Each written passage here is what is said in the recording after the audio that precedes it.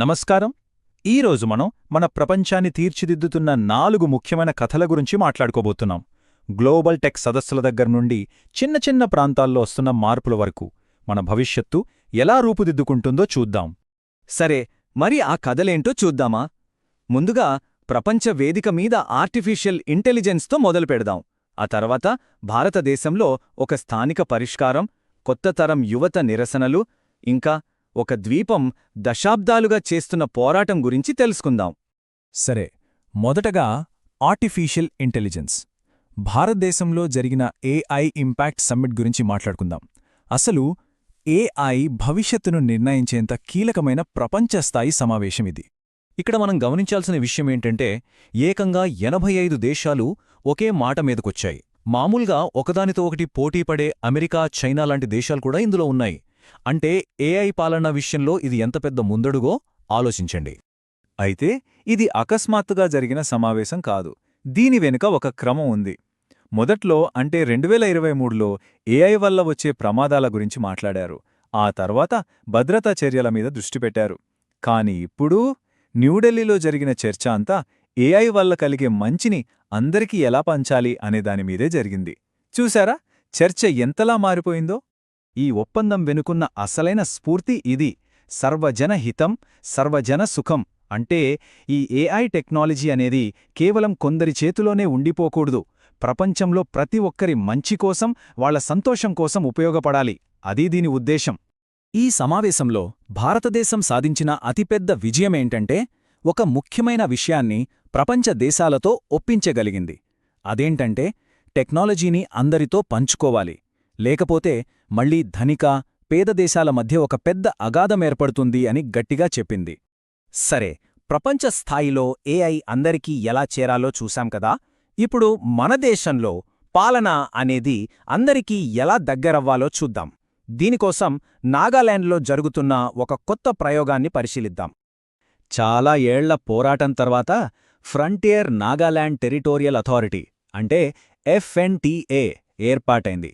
ముఖ్యంగా తూర్పు నాగాలాండ్ ప్రజల అవసరాలు, వాళ్ల ఆకాంక్షలు నెరవేర్చడానికే ఈ కొత్త పాలనా వ్యవస్థను తీసుకొచ్చారు. మనం మాట్లాడుకుంటున్నది ఈ 6 జిల్లాల గురించే. ఇవి కేవలం మయన్మార్ సరిహద్దులో ఉండడమే కాదు, చాలా దశాబ్దాలుగా అభివృద్ధికి దూరంగా ఉండిపోయాయి.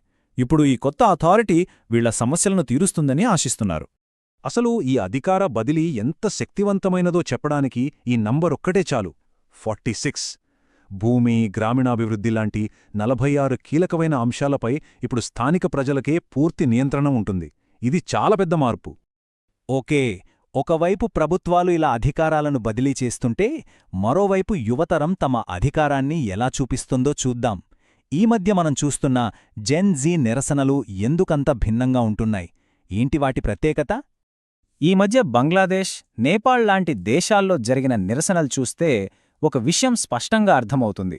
ఈ జెన్జెడ్ ఉద్యమాలు ఇదివరకు మనం చూసిన వాటికి చాలా భిన్నంగా ఉన్నాయి. అదెలాగో చూద్దాం. తేడా ఎక్కడ వస్తుందంటే వాళ్ల పద్ధతిలోనే. పాత ఉద్యమాలు ఒక సిద్ధాంతం మీద, ఒక నాయకుడి కింద చాలా కాలంపాటు జరిగేవి. కాని ఈ జెన్జెడ్ నిరసనలు అలా కాదు. అవి గెరిల్లా యుద్ధంలాంటివి. ఒకేసారి ఒకే సమస్య మీద దృష్టి పెట్టి అనుకున్నది సాధించి మళ్లీ సైలెంట్ అయిపోతాయి. చాలా వేగంగా, చాలా పదునుగా ఉంటాయి. ఈ నిరసనల వెనక ఉన్న ఒక బలమైన ఆలోచనేంటంటే, వ్యక్తిగతమే రాజకీయం. అంటే ఒక వ్యక్తిగా మనం ఎదుర్కొనే సమస్య మనది మాత్రమే కాదు, అది సమాజంలో, ప్రభుత్వంలో ఉన్న లోపానికి నిదర్శనం అని వాళ్ళు నమ్ముతారు. ఇప్పటిదాకా మనం పాలన, నిరసనల గురించి చూశాం. ఇప్పుడు మన చివరి కథ. ఇది ఒక ద్వీపం దశాబ్దాలుగా చేస్తున్న పోరాటం. వలసవాద చరిత్ర, ఆధునిక రాజకీయాల మధ్య నలిగిపోయిన చాగోస్ దీవుల కథనిప్పుడు తెలుసుకుందాం. ఈ రోజు కుదిరిన ఒప్పందం అర్థం కావాలంటే మనం 100 సంవత్సరాల వెనక్కి వెళ్ళాలి. ఒకప్పుడు బ్రిటన్ పాలనలోకి వెళ్లడం, ఆ తర్వాత అక్కడి ప్రజలను బలవంతంగా వాళ్ళ సొంత గడ్డ నుండి వెళ్లగొట్టడం, ఇలా ఈ దీవుల కథలో ఎన్నో మలుపులున్నాయి.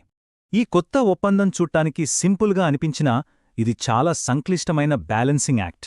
ఒకవైపు ఏళ్ల తరబడి పోరాడుతున్న చాగోస్ ప్రజలకు న్యాయం చెయ్యాలి. మరోవైపు అమెరికా, బ్రిటన్ దేశాల సైనిక ప్రయోజనాలను కూడా కాపాడాలి. ఈ రెండింటి మధ్య ఒక పరిష్కారమన్నమాట. సో ఈ కథలన్నీ చూశాక మన ముందుకొచ్చే ప్రశ్న ఒక్కటే.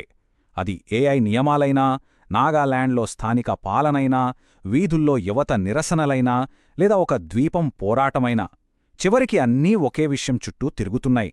అసలు మన భవిష్యత్తును ఎవరు నిర్ణయిస్తారు? అధికారం ఎవరి చేతుల్లో ఉండాలి?